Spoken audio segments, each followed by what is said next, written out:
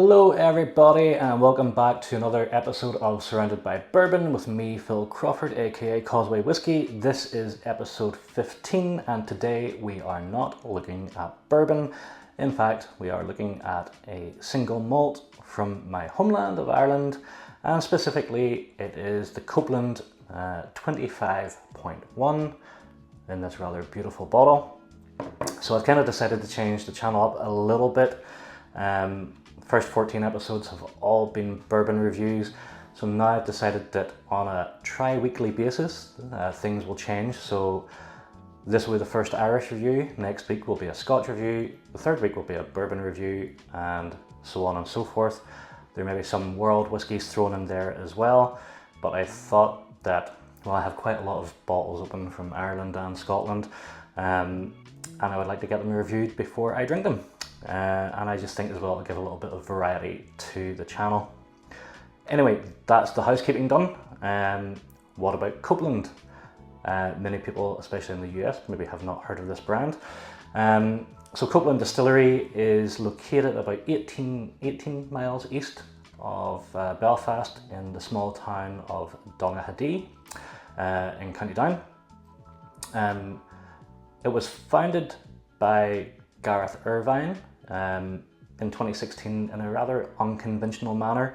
Gareth actually came into whiskey production from a sales background actually. So he was studying business at the Ulster University in my hometown of Coleraine. And so he set up the business as part of his final year, and he produced fruit infused gin. So if you think of the pink gins that maybe were very popular 10 years ago, normally I believe they were just coloured, but Gareth actually macerated fruit and had that in the gin, so it was like a gin fusion. Anyway, so even though he didn't have an actual product to sell or bring to market, he did manage to crowdfund £30,000 to get that project off the ground. People bought into it and the rest is history. It was a very successful product. So fast forward to 2019, the doors actually opened on the distillery proper in Donaghadee, just beside the historic harbour of the town. And it's actually in the grounds of the old cinema house and the Ards Bottling Company. So they're sort of being able to regenerate that part of the town. Confidence was something that Gareth obviously was not lacking in, because he signed a 125-year lease for the property. So all the best for the future, Gareth. As I say, no shortage of confidence there, guys. So what does the distillery make at the minute? Well, like many people who set up distilleries, whiskey was not the first product. As we say, that Gareth started with the gin fusions. The distillery also makes gin, it makes vodka, it makes rum as well, and of course now they've been producing whiskey both in single malts and single pot stills. They also have a sourced whiskey range called the Merchant's Key, and I will throw in a link in here to my previous reviews of the Merchant Key's products. I think the standard blend is a really good blend, definitely one to look out for. So I was able to visit the distillery in June 2024 with a few like-minded friends, and I have to say it is a beautiful little setup that they have there in Donaghadee, and it is little. They have 2 whiskey stills, they have a gin still, and currently their output is only 3 barrels of whiskey a week. So they definitely are on the craft side of things. But I will say that on that day, Gareth and their head distiller Terry were very generous with the samples that they had pulled out of casks. And one of the standouts for me was an Irish rye that was 75% rye, 25% malted barley. It had been aged in virgin oak for just a year and it was absolutely stellar. So I kind of was like, well, if this is a sign of things to come, we're in for a treat. I have previously been able to try some of the Copeland single malt before even became 3 years old before it was legal even whiskey. And again, very high quality, and I was very, very impressed with what they were doing. So I have very high hopes for this release. Now, if you want a real deep dive into how Copeland came about, what the team is like, all the rest, look up Instagram and check out the guys on Saturday Night Whiskey Live. I believe it's like a 3.5 hour interview that they have with Gareth in 2 parts because it was so long. But yeah, that's a real deep dive, definitely worth watching. And the Saturday Night Whiskey Live guys are great crack, so give them a bit of a follow as well. Copeland at present is only available in 6 American states, I believe: Arizona, Colorado, Georgia, Missouri, New Hampshire and Texas. So I know that this is something that won't get, not many people are going to be able to try, if at all. I'm not sure if this even made it stateside.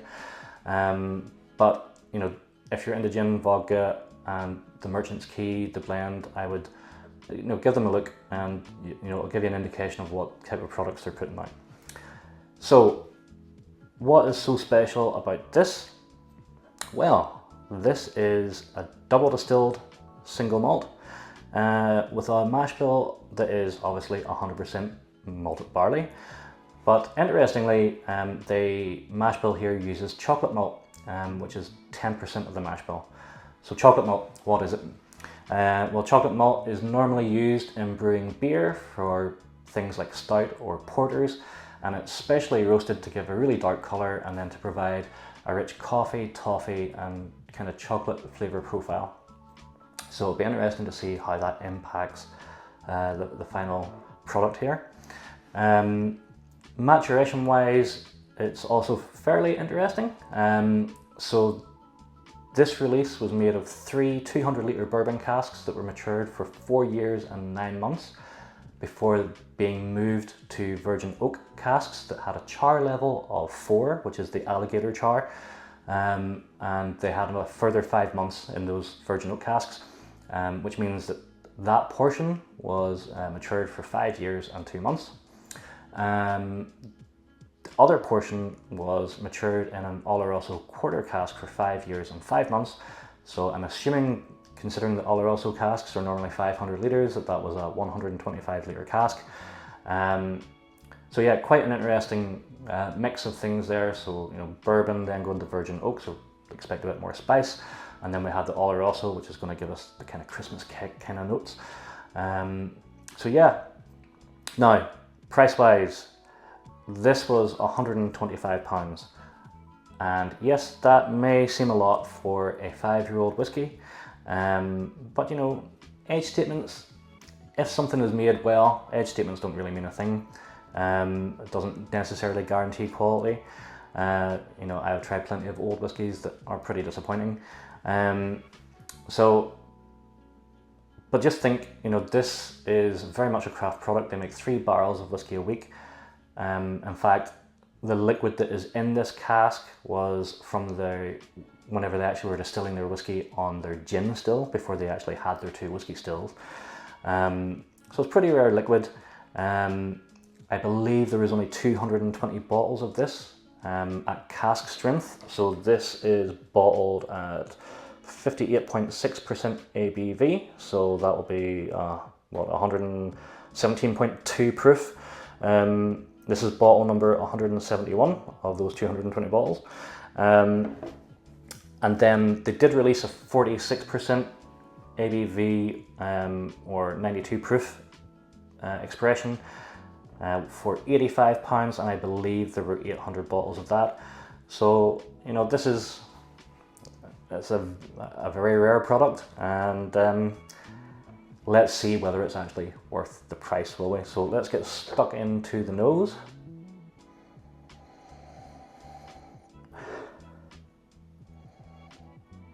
So the first thing I get off this is heaps and heaps of Seville orange marmalade.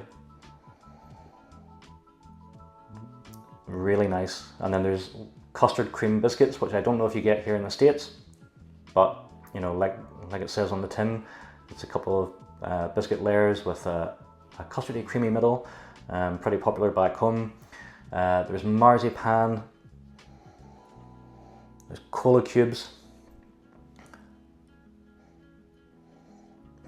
You definitely get chocolate, but it's like milk chocolate mixed with ginger. There's cinnamon and nutmeg in there, those kind of Christmassy baking spices.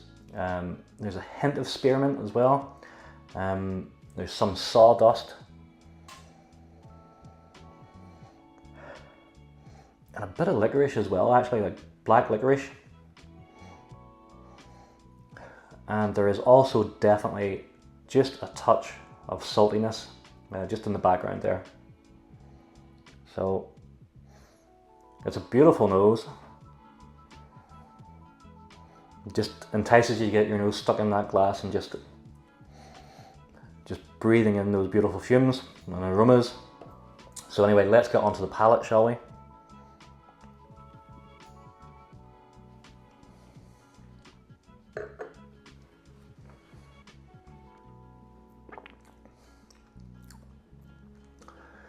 The texture of this is so good.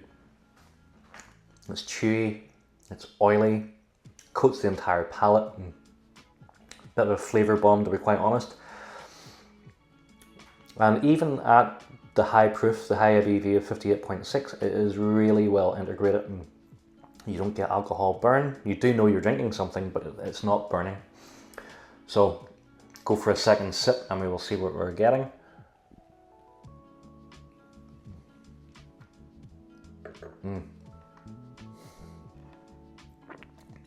So again, it's a sweet, jammy arrival. There's the marmalade, there's creme brulee, there's salted caramel going on in there, even like a mocha note, so that kind of coffee chocolate thing going on. Then you get this lovely, beautiful blast of baking spices, so you're getting like clove, you get cinnamon, a little bit of anise.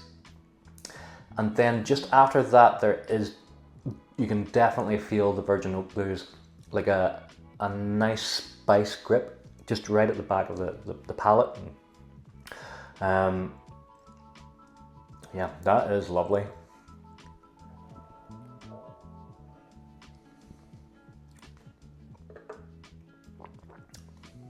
Sweet black coffee.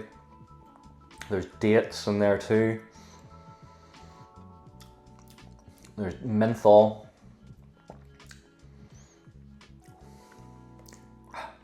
That's just really, really, really good whiskey, guys. And you know, belies the fact that it's 5 years old. This drink's much older.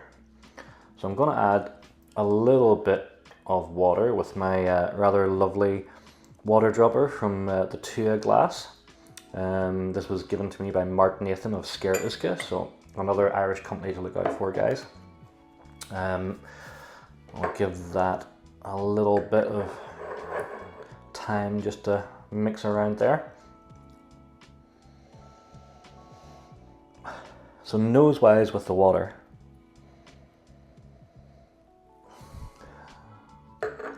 straight away you get those chocolate lime sweets that we get back home.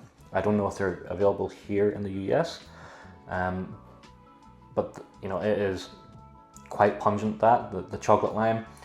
You definitely get the malt coming through as well.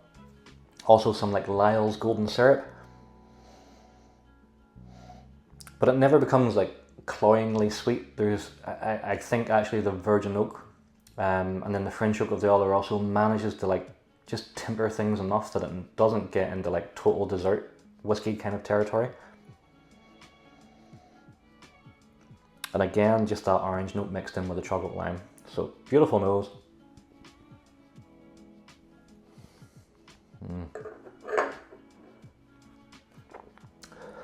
Thankfully, even with the addition of water, the structure stays pretty good, doesn't lose much body. Now we're definitely getting more anise. There's a little bit of like dried red chili flake in there, kind of from the virgin oak. There's also like panettone bread, you know, like Italian bread that you get at Christmas time. That is lovely.